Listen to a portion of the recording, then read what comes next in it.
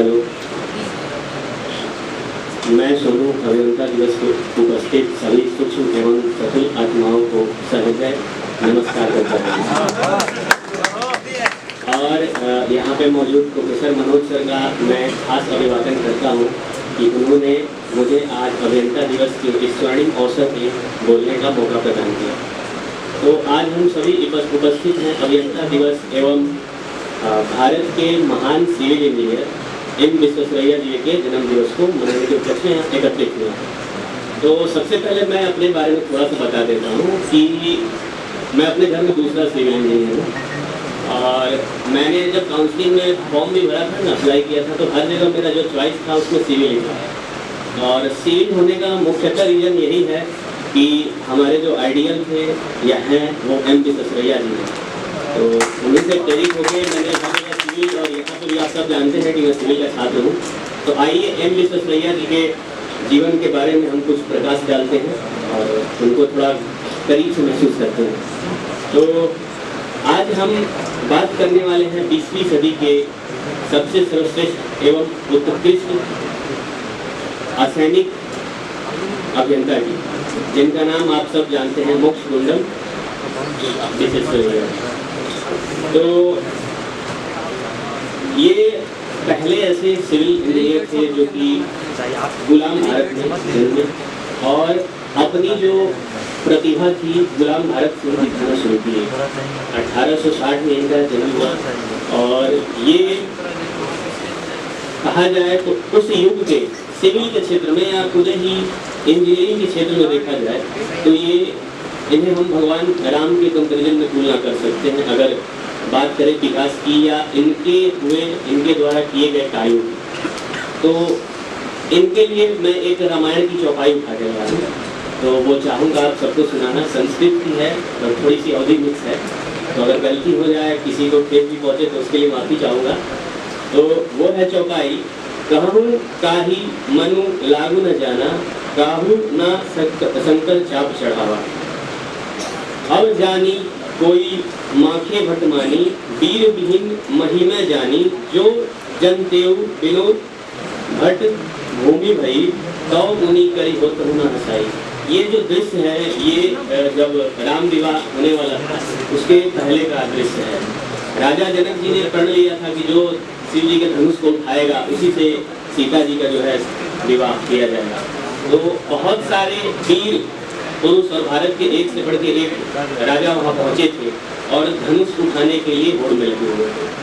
तो 2-3 दिन जब गुजर जाते हैं तो राजा जनक चिंता में पड़ के ये लाइन बोलते हैं कि अगर मैं जानता कि ये धरा जो है वीर से विहीन होगी तो मैं ऐसा संकल्प लेके इस धरा की हंसाई ही नहीं करता।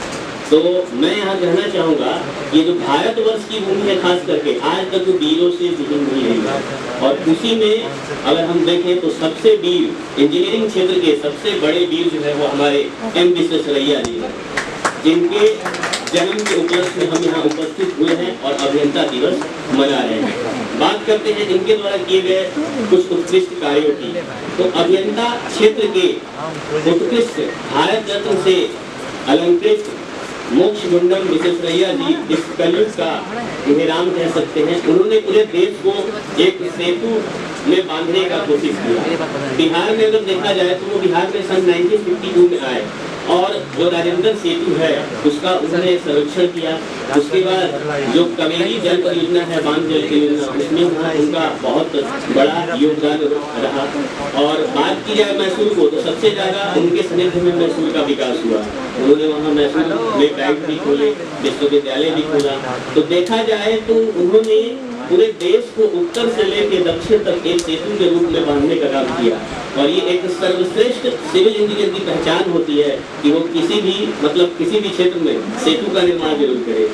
ठीक, तो इनकी बहुत सारी परियोजनाएं सफल रही हैं। इन्हीं को जितने भी सिविल के लोग हैं अपना आइडियल मान के चलते हैं। बात करते हैं इसी कड़ी में अगले वैज्ञानिक की या इंजीनियर जिन्हें कहें, क्योंकि हम आज अभियंता दिवस मना रहे हैं, किसी खास ब्रांच विशेष नहीं मना रहे हैं। तो हमारे अगले जो अभियंता है जिन्हें पूरे देश के लगभग लोग पूछते हैं वैज्ञानिक, वो है हमारे डॉक्टर APJ अब्दुल कलाम। अगर भारत आज परमाणु शक्ति के रूप में जाना जाता है, तो आप सबको लगभग पता होगा कि उनका योगदान क्या है।